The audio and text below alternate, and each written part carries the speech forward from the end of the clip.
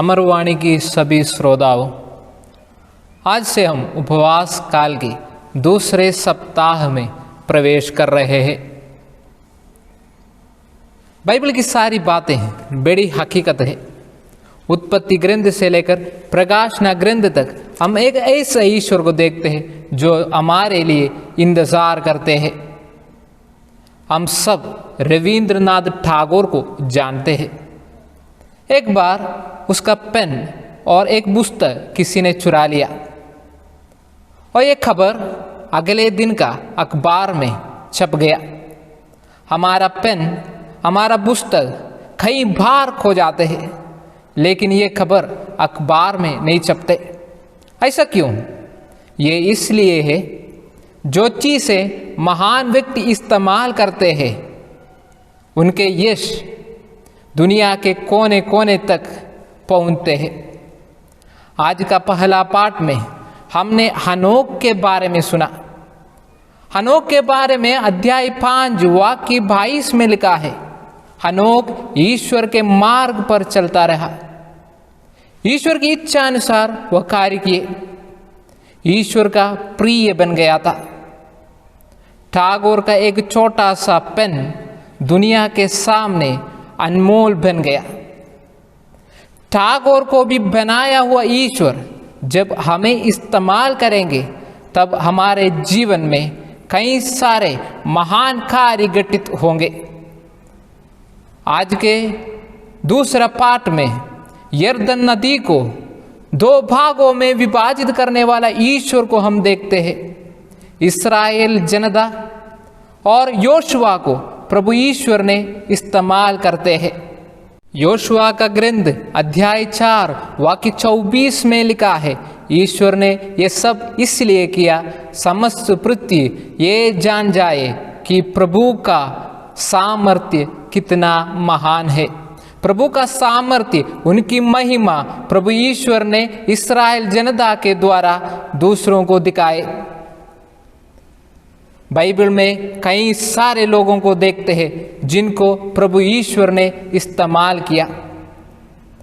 उत्पत्ति ग्रंथ अध्याय 12 में हम इब्राहिम को देखते हैं। प्रभु ने इब्राहिम से कहा, अपना देश छोड़कर, अपना कुटुंब छोड़कर, अपने पिता के घर छोड़कर दूसरे देश चले जाओ। और इब्राहिम मिस्र देश चले जाते हैं।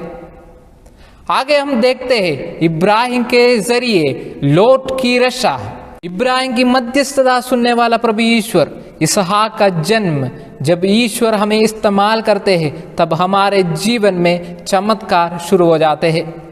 मूसा को ईश्वर ने इस्तेमाल किया, हारून को ईश्वर ने इस्तेमाल किया, साऊल को ईश्वर ने इस्तेमाल किया, सामुएल को ईश्वर ने इस्तेमाल किया, मसीहों को सताने वाले संत पौलुस को ईश्वर ने इस्तेमाल किया, सक्केयुस को ईश्वर ने इस्तेमाल किया।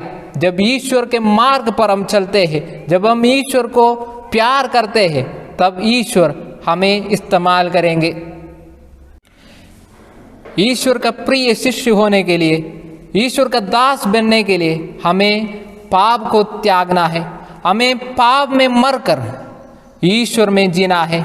क्लेमेंट ऑफ अलेक्जेंड्रिया ये बताते हैं, हमें पाप में मरकर ईश्वर में जीना है। यही तीसरा पाठ द्वारा संत पौलुस हमें बताते हैं। प्रिय शिष्य बनने के लिए, एक अच्छे दास बनने के लिए आज के सुसमाचार द्वारा 2 शर्तें सुसमाचार हमारे सामने पेश करता है। सबसे पहला शर्त, ईश्वर को वचन को सुनना। दूसरा शर्त, वो वचन को अपने जीवन में लागू करना। शहीदों ने, संतों ने, शिष्यों ने सिर्फ सुना ही नहीं बल्कि अपने जीवन में करके दिखाया।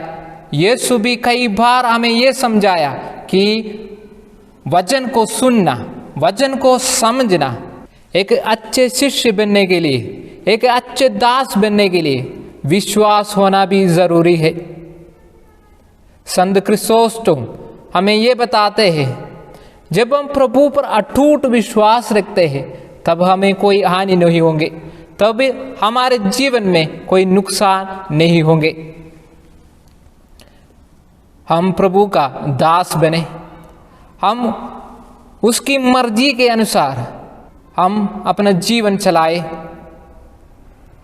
क्योंकि विधि विवरण ग्रंथ में अध्याय 30 वाक्य 20 में लिखा है, प्रभु ईश्वर को प्यार करो, उनकी बात को मानो, उसकी सेवा करते रहो, क्योंकि उसी में है तुम्हारा जीवन। क्योंकि प्रभु यीशु वह सत्य है बताने के लिए, प्रभु यीशु वह शब्द है बोलने के लिए, प्रभु यीशु वह जीवन है जीने के लिए, प्रभु यीशु वह प्रेम है प्रेम किए जाने के लिए।